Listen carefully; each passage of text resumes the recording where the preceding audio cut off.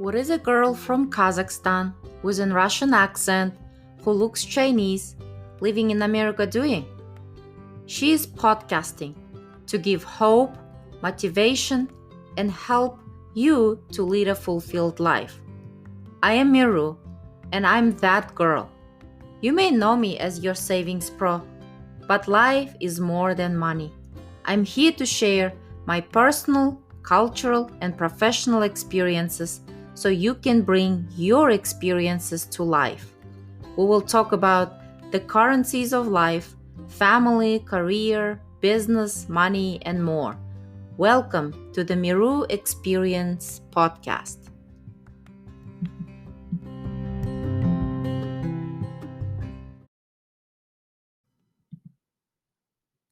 Do you find yourself seeking permission, approval from others? It usually happens when we desire to please other people, or it happens when we want to validate and get support on something we want to do. We might be afraid to take that step because we lack skill set, confidence, or just don't know what we don't know. What happens when we seek permission, approval from others? We avoid doing things that are important to us. We feel anxious about trying new things outside of our comfort zone and get stuck worrying about what others might expect from us. It also causes us to fear failing so much that we give up before we even start anything.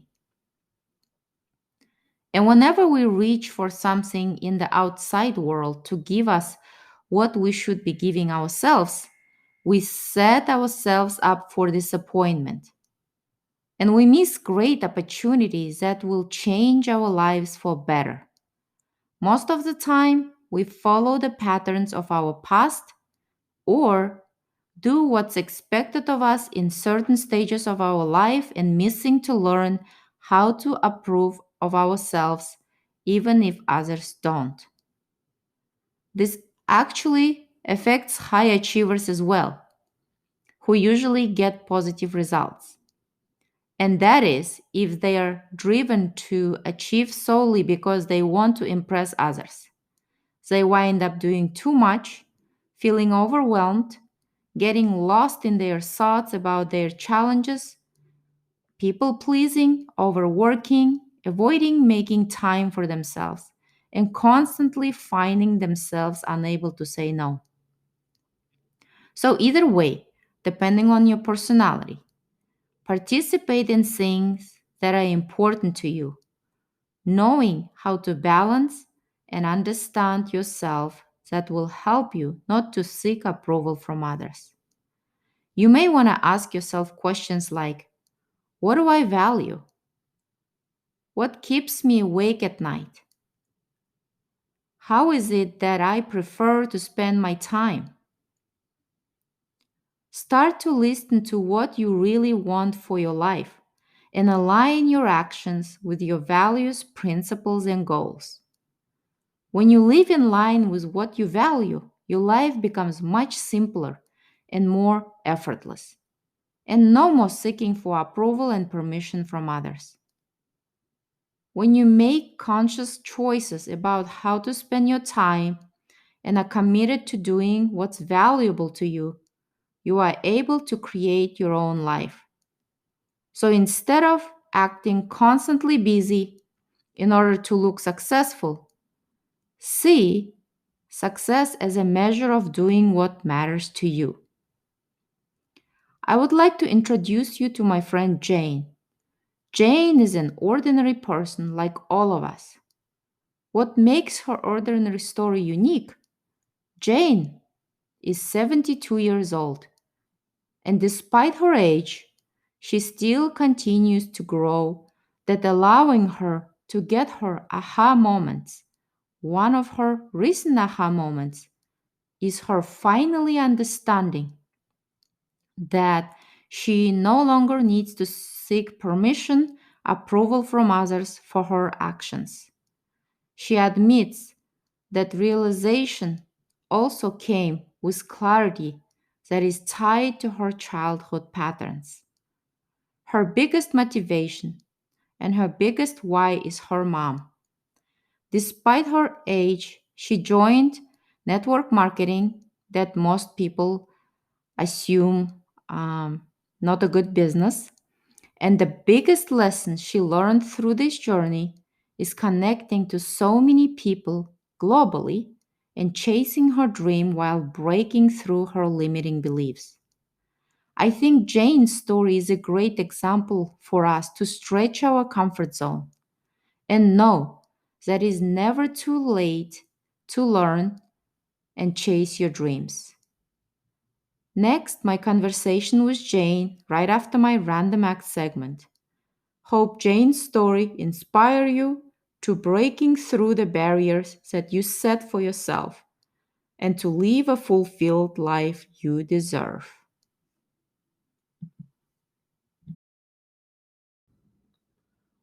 Welcome to Random Act segment. So, with the subject of this particular episode, I wanted to share the music I learned playing on my guitar. I don't know anything about music, but I was so fascinated by this particular music that I wanted to learn. So I guess my message is I gave myself permission and approval that it's not too late to learn what you desire. So this was I would say I started learning in the beginning of March and now it's October. So whenever I have time, I practice for 5-10 minutes. And this is kind of the progress. Not the best, but compared to I didn't know how to play, I feel some accomplishment. So let me share with you.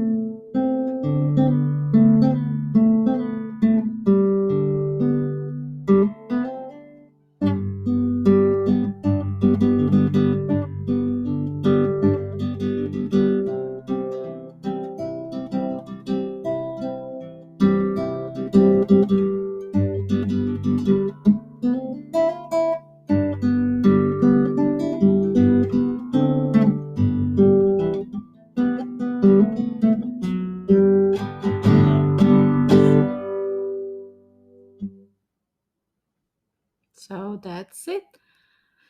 I'm still continuing to practice daily and hoping that it will get better and better each time I play. And that's how we improve our skill set by practicing.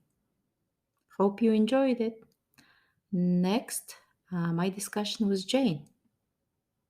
Hello, Jane. Welcome to my podcast, The Mirror Experience. Well, thank you so very much for inviting me. I'm excited about this whole opportunity. My name is Jane Tennis. I live in St. Louis, Missouri. Been a Midwestern gal all my life. Haven't always lived in St. Louis, but been Midwestern. I'm a hospital pharmacy director by trade. Been there for quite a number of years. In fact, 2 years I have celebrated 50 years as a pharmacist. I love the profession. I love caring for my patients, but obviously it's localized either within the city or the state. And so I just care for my people, my patients. I want them to have a quality life and to take care of it. When I decided to do a little semi-retirement, I wondered, what do I really want to do? And so I stumbled across network marketing, and the particular opportunity I'm with right now enables me to carry my profession, my passion for pharmacy, but I can do it globally. And I've met some wonderful people, many people around the whole globe. And I jokingly say now that I have a travel bucket list of a mile long.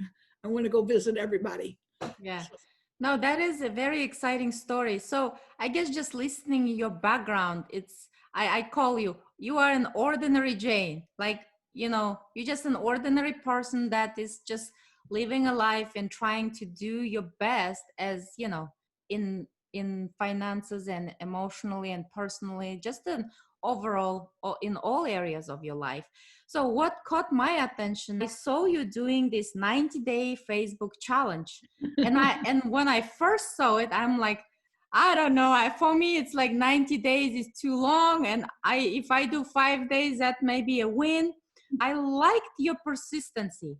And actually, it only took on day 28 to kind of get my attention. Really? So, Cool. so I feel like the reason I wanted to share your story is I want you to be a lesson for people in terms of you need to continuously do stuff in order to see that outcome of your goals, right? Like you Right. put an effort, and the 28-day, what stuck with me is when you said, I no longer look for permission and approval from others for my actions. So that was kind of like aha moment, because I know for sure a lot of people struggle with that. Right. So I guess tell me a little bit of why you got started on the 90-day Facebook challenge. Well, I've been doing some off and on live Facebooks for about a year, never consistent or anything like that. And then a friend from Malaysia is doing a 90-day challenge from her upline. And so my friend, who's my upline, my sponsor and my mentor and my friend, she suggested that I do that. And I said, why? She said, you got to let people know who you are. And so I'm pretty much of a conservative. Midwestern folks are kind of conservative, and I pretty much keep to myself. I mean, I can talk to you about pharmacy a mile a minute, and forever. But outside of that, I just kind of kept it to myself. So I've been, over the last 8 months or so, I've been really working on my mindset to get rid of some limiting beliefs, things like that. And one of the beliefs that I just found out, I thought I had figured this out, but I just found out at a conference that I went to the first part of October. And one of the speakers talked about asking for, not having to ask for permission. I can't tell you how much it struck a chord with so many of us at that conference. Granted, we were all virtual, but everybody made comments about that. And the more I thought about it, the more I thought, I've always been the peacekeeper. Mm-hmm. I've always been never going against the normal flow, things like that. And I got to thinking, well, sometimes I really didn't agree with those flows, but I know I wanted to keep peace and stuff like that. So as the more I thought about it that night, the more I realized I know why my problem is not my problem, but one of my mindset issues is I always was seeking out approval for doing this, approval for doing that, approval, whatever. And I'm thinking, I don't need people's approval. If it's something that I sincerely want to do, why do I need their approval? Sure, it would be nice, but that doesn't have to stop me from going for my quest. My quest to have personal, financial, and time freedom, to be able to travel the world and visit all my people, all the countries on my mile-long bucket list.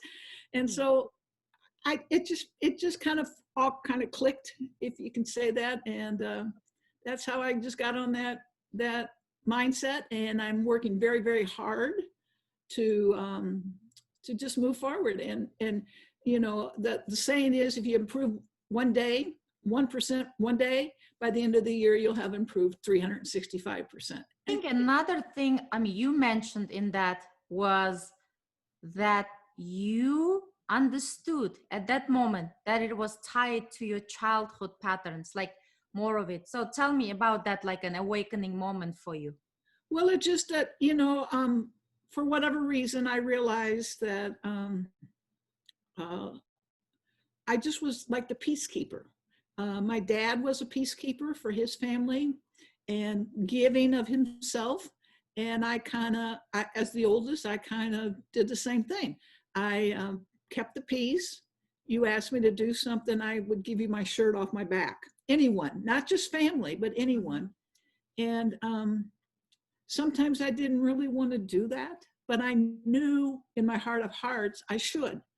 And so when I started on my journey in my business, my online business, um, I realized, and that was this really the piece that I needed that weekend, was that I don't need to be compromised myself to be everybody else. And so, I mean, I had realized maybe about 8 months ago the saying of free to be me.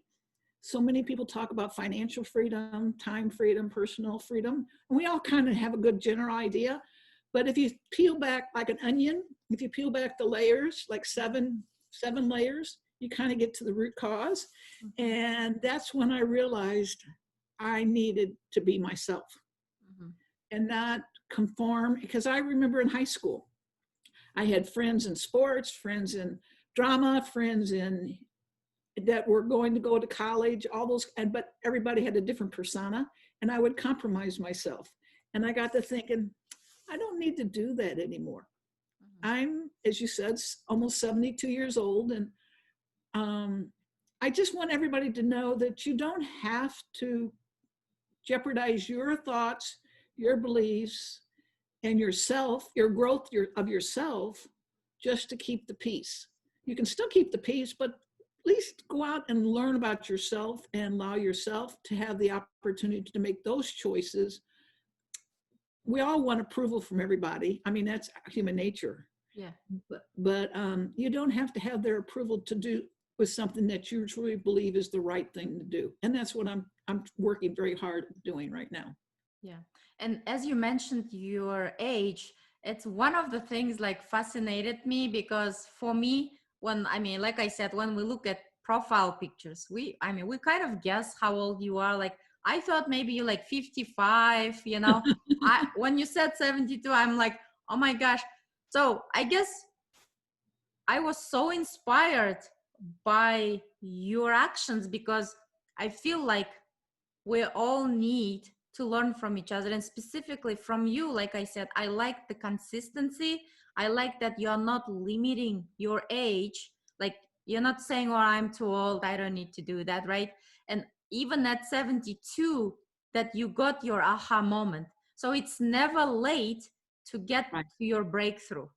Right. Right. And, So and I think one of the reasons pharmacy, I can do in my sleep. I mean, practicing pharmacy for 48 years, you better know what you're doing. yeah. And all that. And I mean, there's still new drugs coming out, new ideas and things like that. With this COVID, we're getting new ideas on how to treat that. Mm-hmm. And that's always a learning process. And I'll never give up on that, because pharmacy is my profession, my career, my hobby, and my passion. And so, and then I got to thinking, well, I just don't want to be the typical retiree that stays at home or goes to the casino all the time or just does nothing. Ironically, my mom developed Alzheimer's.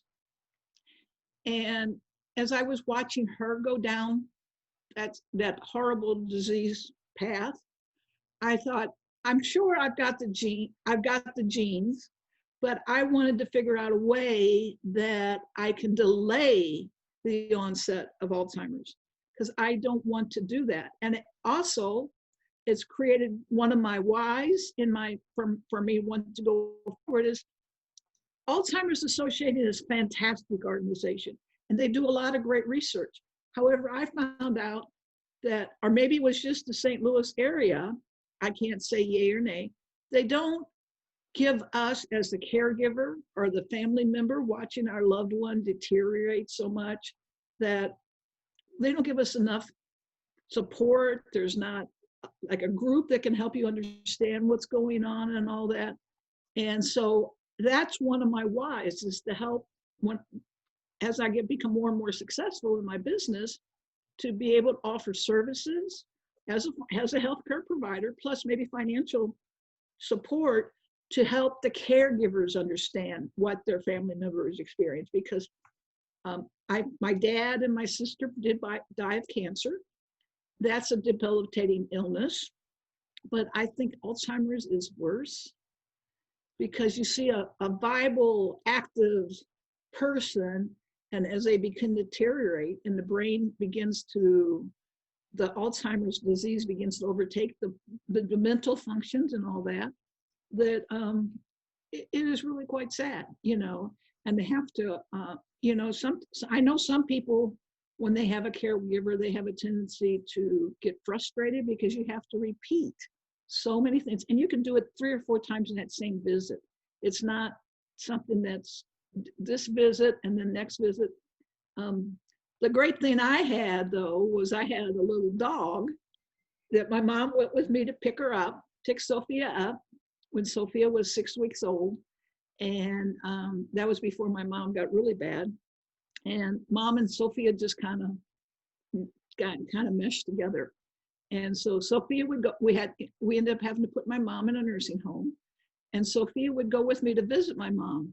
And boy, she knew exactly what room my mom was in. She'd peek in there at the room. And if mom was in the bed, of course, they put the bed down low so she didn't fall out of bed. Sophia wanted to go run and be on my mom.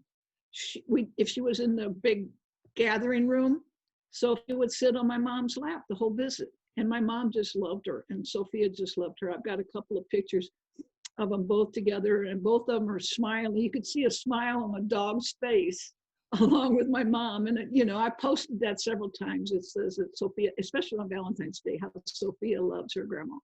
Mm-hmm. And so, that enlightened me too. That gave me I had a common idea, common object, which was the dog, that my mom enlightened my mom and loved her, and as well as, it enabled me to see a quality side of my mom, even though this disease was so horrible. Yeah, it is a beautiful story you're talking about, like the connection, and even though she can't remember certain things, that she's connected to the dog, right? And don't they say, like, dogs always give this unconditional love, like they don't judge you, they just love you for who you are.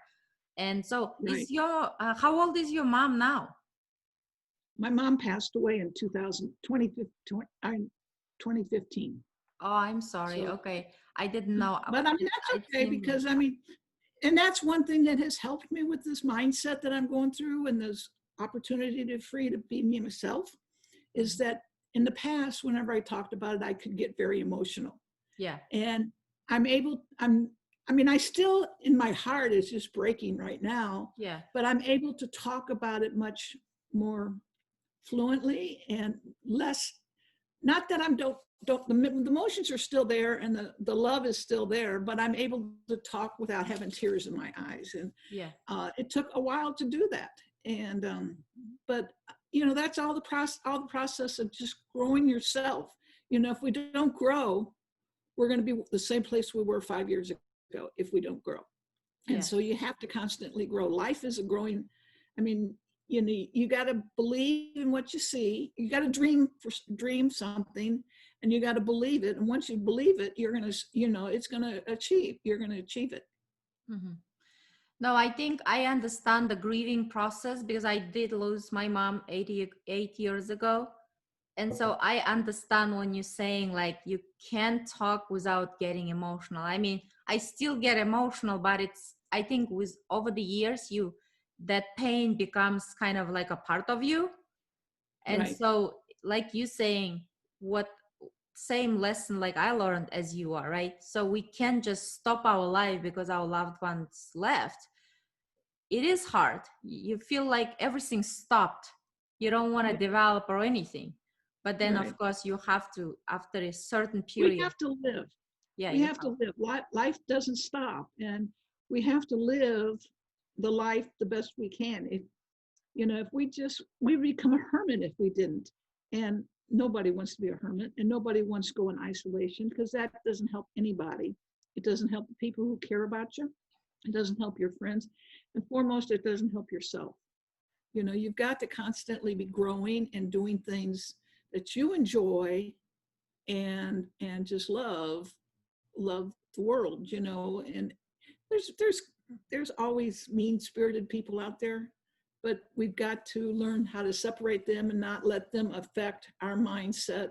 So we, as one mentor has told me, he says, all those negative are considered red light stories. Belief is a story, whether it's true or not. And it could have started when you were first born all the way up until, now I'm creating beliefs. But there are red light stories when they're negative. So in order to change that around, we need to make a green light story in such that it's a positive story of a bad situation that we can live with and still move forward instead of constantly thinking about the past.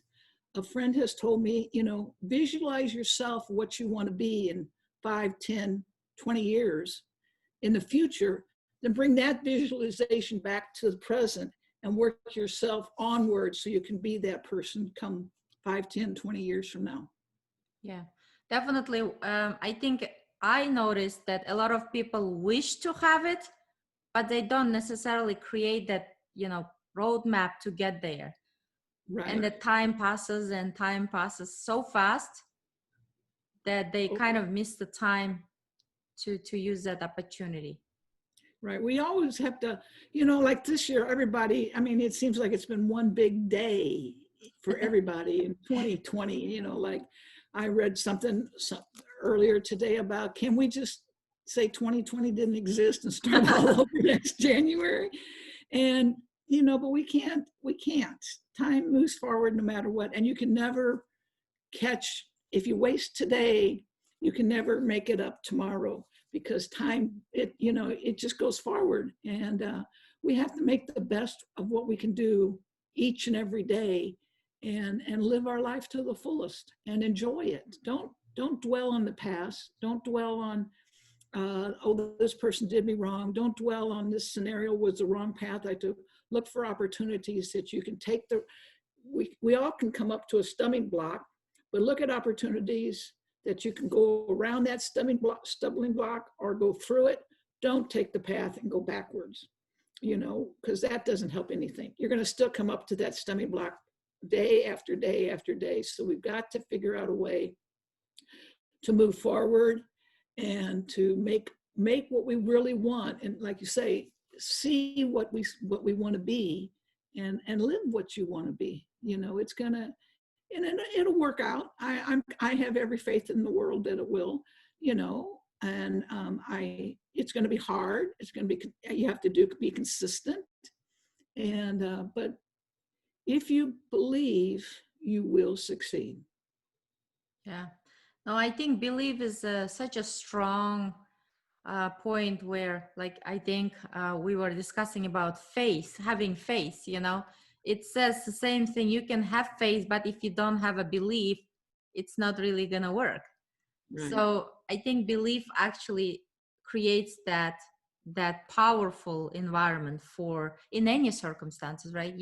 Like I tell people, you have to believe in yourself so others can believe in you. Right. Obviously, when graduated from high school and decided to go to college and become a pharmacist, I had to believe that I was going to be a pharmacist. I had to believe I could be a pharmacist. And so I put all my energies in that respect. Well, it didn't just stop there. I had to continue growing and becoming a pharmacist, because most of my career I've been a hospital pharmacy director, from a 50-bed hospital upwards to a 660-bed hospital. It always amazes me when younger pharmacists behind me, they could be in their 60s, or 50s. They always say that I'm a role model for them. And, that really touches my heart, because one of my goals in life is to inspire at least one person every day. Mhm. You know, I may not know who they are, but if whatever my actions, my words, my beliefs help to inspire one person, that's gonna make my day, you know. And so I look back, and a lot of people have, since I put out that video, a lot of these older, younger, much younger pharmacists. I mean, there are some are even brand new pharmacists who have said that I was their mentor and their role model and all that. And I can't tell you how that makes me feel. It's Yeah. really hard to put into words, but I'm forever honored, and I hope and pray that I live up to their expectations and progress to be even a better person than what they see of me today. Mhm. No, I think intention, that your intention to do that, is powerful and beautiful, because like you said, we cannot necessarily worry about the outcome itself, but just putting that intention and the positive energy out there. And like you said, doesn't matter what age, but they can take a lesson. And that's why I invited you to my podcast, because in my case, like, I am so passionate helping people lead a fulfilled life. So, and you do the same. So it Right. isn't about like one person, all of us together with our stories and wins and losses, that we help each other grow, we uplift each other. And that's why I was so fascinated. Like, it's just an ordinary Jane, like, and then on top, when I heard your age, I'm like, this is a story that must be shared, because like I said, I would think most people after 65, they're like, okay, I'm done, I did my work, I don't need to do anything. And even you're talking about, like I said, what mind blowing for me is that little thing, that seeking for permission, that you're realizing and having your aha moment at the age of 72 is like, it's never late, right? It's never Right. late. I to learn something from somebody, and of course same, I put out what I know, because like I said, together we are stronger. And actually stories, people sharing stories make each other stronger and also help us heal. Like talking, like for example, you're talking about your mom, it is a healing process as well, because Right. we never get over losing our loved ones. And Uh-uh. so, and then I having a dog, actually I was very scared of dogs in the past, and Uh-huh. I overcame my fear. So that's kind of a beautiful story. I mean, if you would have talked to me like 10 years ago and talking about dog, I probably like, I don't understand that, because I'm so deathly scared of it, right? Uh-huh. And now, as I have two dogs now myself, and I know that effect. And it's so, what I wanted to say by sharing about dog, it's, you don't know what you don't know until you actually experience it. Right. So I Right. didn't know I was missing that beautiful, how to say, like a dog loving experience, because I was terrified of them. Literally, I would leave my kids behind. I was that scared, and it took me several years to overcome my fear. I've So I've been lucky that I've had smaller dogs. I don't have the big yeah. Dobermans, and I Uh-huh. don't have the big dogs. I had the small, I have a little Shih Tzu. But all dogs, every dog I've been around, they compare, and I'm not, cats are wonderful, but I've never had a cat that showed the love that a dog does. A dog seems to read your mind, and even when you can't express what you're feeling, they seem to know that you need that little extra kiss or that Yeah. little extra love. And and I have to admit, I have no children, so Mhm. it's just the dogs. But I really don't know if I could have gotten through the COVID lockdown without the dogs. Oh yeah. Just to be by myself was bad enough, but at least I had a dog that every now and then, I have two little ones, and Mhm. every now and then one of them would just come and wanted me to hold them. Mhm. And in fact, one gets on my desk many times and looks at my paperwork, and especially, and the picture I have of her is like she's looking at me and saying, you're not working hard enough. Just if you can read expressions, that's what it looks like to me. Yeah. And so, and it gives me, not only am I growing, but it gives me a reason to live, to care for them, Yeah. and all that. And I love I love my dogs. I've always had a dog, and they've helped me through a lot of, as you said, grieving processes. And I have developed some very, very close, wonderful friends that I believe the world of it. I know they have my back, and I hope they know that I have their back too. Mhm. And together, we all have to be together. We're all human, and we have to start acting like humans and really care for one another. If we may not agree with their philosophies, we may not agree with their politics, but they are a human, and we still need to care. Yeah. Yeah. And I will continue to follow your 90-day challenge. And so hopefully, I know you are almost halfway there. So keep going, Yeah. keep going. And I can't wait to see the final result and more awakening for yourself in this journey. Yeah, that's the biggest challenge of this 90-day challenge is coming up with ideas.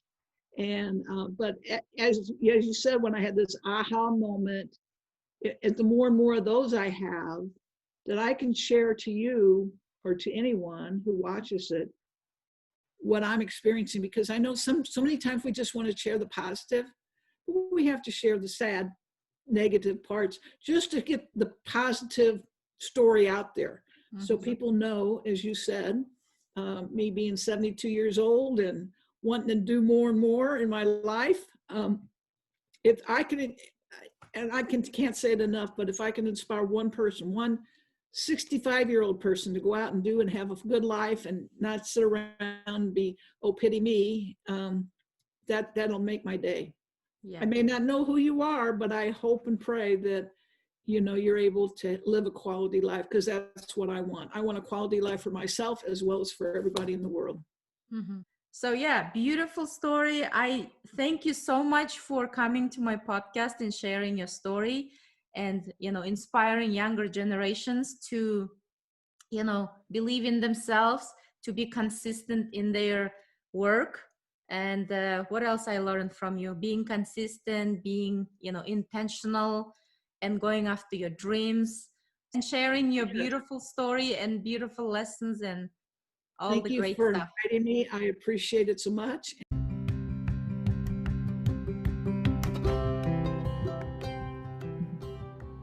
Well, that's all for this episode of the Miru Experience. Thank you for listening. Join me again next time. Make sure you subscribe to the podcast so you never miss an episode. I also invite you to subscribe to my YouTube channel, The Miru Experience. I would love to connect with you. My email is miru@themiruexperience.com.